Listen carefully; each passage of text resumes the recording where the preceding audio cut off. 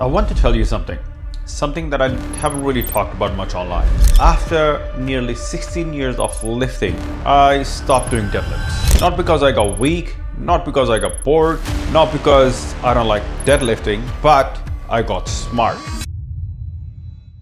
Hello, welcome to Strongest in the Bloodline. My name is Rashpal. Today I'm going to discuss why I stopped deadlifting after 16 years of time frame. Let me take you back a few years, more like decade and a half. Near about 2004 and 5, when 2006 actually, when the UT first got introduced, and that's when I came across a guy named Ronnie Coleman, and I saw this guy deadlifting like 7 plates each side, wrapping it out, and me being 18, 19 years old back then, and I'm like, oh man, I gotta look like that guy. I need to start doing deadlifts. That's what I did, just like everybody else. And during that time, my body weight was somewhere around 68 to 78. I was dodging between that 10 kilo mark, up or down, based on what I was doing. I'm not saying deadlifts are bad. I'm not saying deadlifts will make you feel like, oh, you're just stuck at one point. What my point is, you can do something for so long and not succeed in it, but you still keep pushing. It helps you in two ways. One, it mentally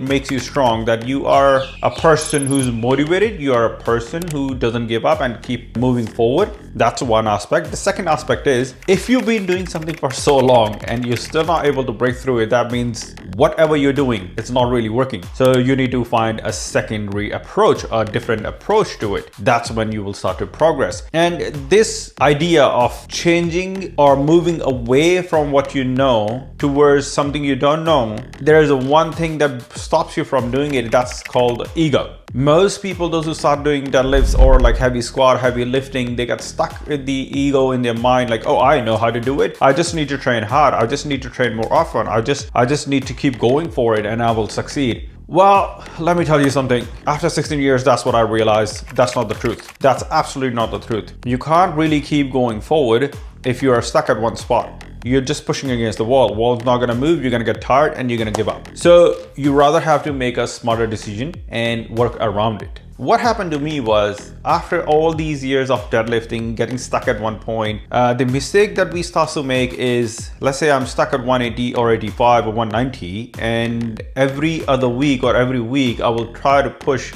a kilo or 2 kilo heavier than what I'm already doing. Because in my mind, I can pick 190 for 1 rep or 2 rep or 3 sets or 4 sets, but how come I can't pick 195? That 5 kilo margin is a massive weight when you're already on your peak. And every time, mark this, every time you lift your max weight, especially on deadlifts, it'll take you about 2 to 3 weeks to recover from that trauma that you just did. Your CNS get fried so hard that it takes you 2 to 3 weeks of a recovery period. And if you don't give yourself that much time, there is no way you're going to come back a week after, a week later, and be able to pull that same 190 or 195. You will not be able to do it, and I'm the living example of it. And that's what I did for 10 years. It didn't work out. That was the biggest mistake. I wish I knew it before wasting all that time. What does that do to you is that it makes your glutes tight, makes your lower back tight, makes the muscles on erector spine muscles tight. And with having that lower back tight glutes, it's just very awkward position. Like it's almost like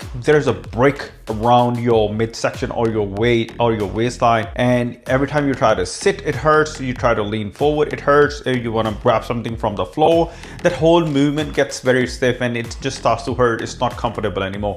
And that hurt, when I'm saying hurt, it doesn't mean that it's a nerve issue. It's just very, very tight. Your joints are just constantly under that cranking strain, and when you try to do even like normal movements, like you're putting your leg on your other leg, it just doesn't move right. It just feels very, very weird, and that hits every single lift, every other lift that you're going to do. It'll hinder your squats, it'll hinder your remaining deadlifts, it'll hinder anything, just like putting your shoes on.